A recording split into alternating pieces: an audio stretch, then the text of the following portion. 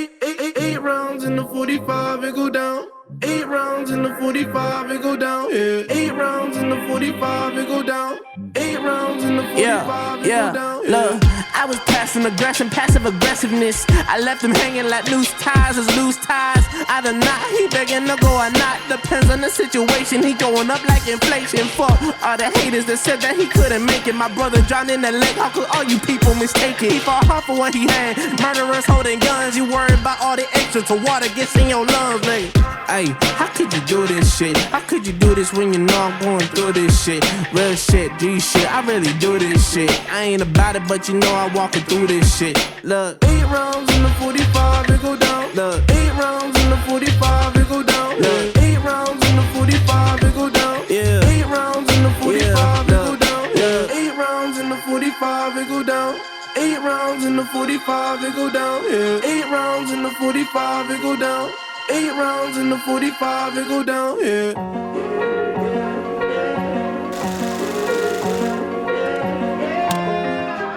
Bagong scooter ni Rusi, andito na. The all-new Rusi Rush 125. So in this video guys, tatalakayin natin ang bawat detalye ng motor na to, maging ang kanyang presyo. Kaya naman tara, samahan nyo ikutan tong motor na to. Let's go! Ngayon lang ako nakakita ng isang small displacement pero ganito ka premium looking sa personal. The all-new Rusi Rush 125 2023 model. So masasabi kong premium siya guys kasi yung pagkaka-paint job sa kanya napakapulido at napakaganda. So dito guys, kung mapapansin nyo, meron siyang color combination na matte black, glossy black at meron din siyang minimalist na decals. Tingin sa kanyang decals, hindi siya typical na decals lamang guys. Nakikita ko lang tong ganitong pagkakayari sa decals sa mga big bikes. No, kung mapapansin nyo guys, yung decals niya, hindi siya basta-basta matatanggal, no? Para siyang kasama doon sa paint, no? Or kasama doon sa coating niya na parang white. Ayan guys, oh. Ayan. And at the same time, doon sa forma ng kanyang minimalist na decals at sa kanyang color combination, talagang nagmatch dito kay Rusi Rush 125. Nagmatch dito sa kanyang plain color na glossy black at matte black. Ayan. So, sa mga mahilig dyan sa plain color, no, I think bagay na bagay itong si Rusi Rush para sa inyo. So, dito pa lang guys, sa kanyang looks, talagang selling point na, no. Meron talaga siyang ibubuga. Kahit tingnan nyo pa to sa personal kung may malapit na Rusi branch sa inyo, talagang mamamangha kayo sa kanyang kulay. At the same time, sa kanyang design. So, dito tayo guys, sa bandang uluhan, glossy black. Yung kanyang color dito, matte black. Same lang din dito, matte black. Tapos, ayan, meron siyang lining dito na decals, which is nandoon na sa loob ng kanyang glossy white coating, no?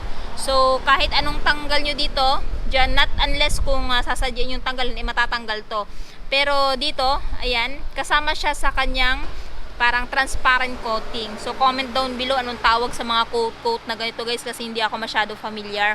Yung sinasabi ko lang naman, yung nakikita ko lang sa mga ganito guys is sa mga big bikes, no? Pero ngayon nakakita tayo sa isang small displacement. Ayan. So headlight, ayan guys, naka-twin eye headlight siya, parang may dalawang mata dito guys. And good thing is naka-LED na din siya guys, sumasabay siya sa modernization ngayong panahon ngayon na lahat ay naka-LED na. Ayan. And dito sa kanyang turn signal is naka-bulb type. Then pansin ko lang din, meron din siya parang bulb dito guys na ilaw na para siyang LED. Ayan, I think from high beam, low beam to Kasi itong turn signal light is doon syempre sa kanyang turn signal light. Ayan. Next, suspension ginamit telescopic pa rin.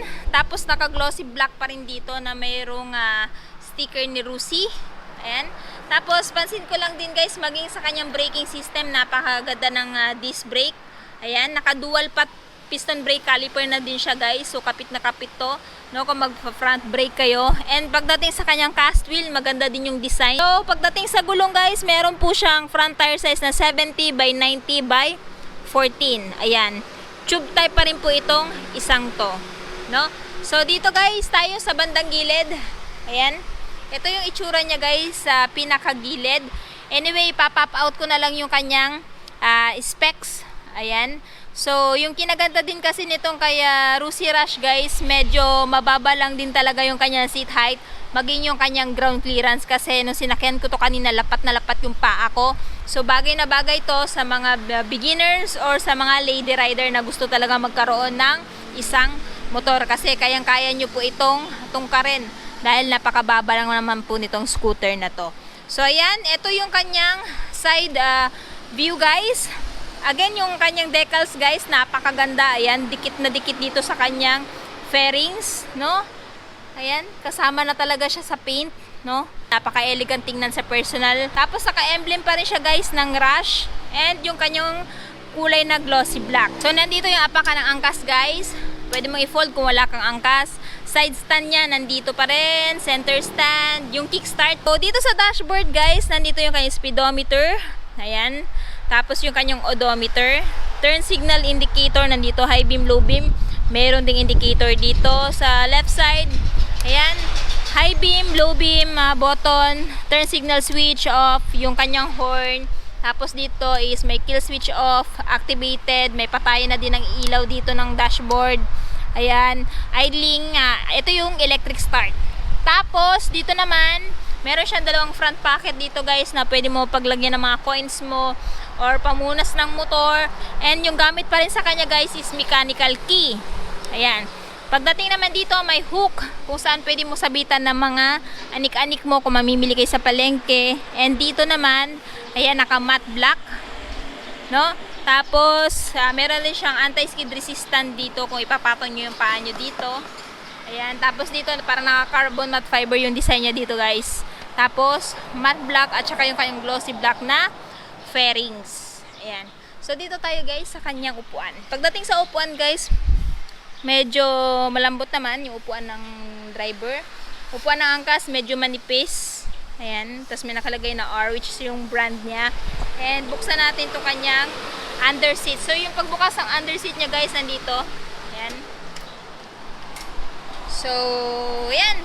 Pagdating sa kanyang fuel tank guys, mapapamangha kayo kasi napakalaki ng fuel tank capacity niya na 6 liters. Ayan, so hindi na kayo mabibitin guys sa mahabang biyahe. Anyway, sa mga nagtatanong, carb type pa rin po itong isang to. At ang kinaganda pa guys, nandito yung kanyang battery. So sa baha-baha, hindi maaabot yung battery nyo ng tubig. Ayan, tapos meron siyang maliit na under seat storage dito. Pwede nyo mapaglagyan ng maliit na baunan or cellphone nyo. Depende sa inyo guys kung anong gusto nyo ilagay dito. So ayan. Tapos nandito yung kanyang grab bar. Tapos kung gusto nyo mag-upgrade ng top box, pwede din kasi may abang na dito. And pansin ko lang maging sa grab bar niya guys, napakaganda ng pagkakahulma. Ayan oh. Para siyang M shape. Ayan. So balik na natin to. So pagdating naman dito, ginamitan siya ng monoshock unit swing suspension. Drum brake yung kanyang braking system. Again, same lang ng design ng cast wheel sa front. At itong tire size niya dito sa likod guys is 80 by 90 by 14. Tube type pa rin. Ayan. Tapos, dito naman tayo. Sa tambucho niya guys, napaka-premium din. Napaka-sporty din ng itsura, no? May guard na din para hindi mapaso ikaw or yung angkas mo. So, ginamitan pa rin naman siya ng air cooling system. Ayan, naka-air cooled siya. At meron na din po siyang built-in tire hugger.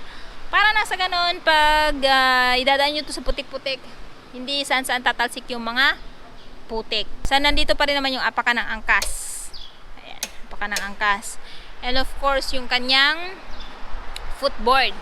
So, ayan guys, itong motor na to guys ay bagay na bagay sa mga beginner, lady rider, or sa pamilya na gusto magkaroon ng isang motor na full compact na kung saan pwede nyo ilagay dyan yung mapapamili mo, no, sa kanyang footboard or sa kanyang maliit na underseat at pwede din naman kayo mag-upgrade ng top box. So ngayon guys, kung interested kayo dito sa 2023 model na Rusi Rush, aalamin natin yung kanyang presyo.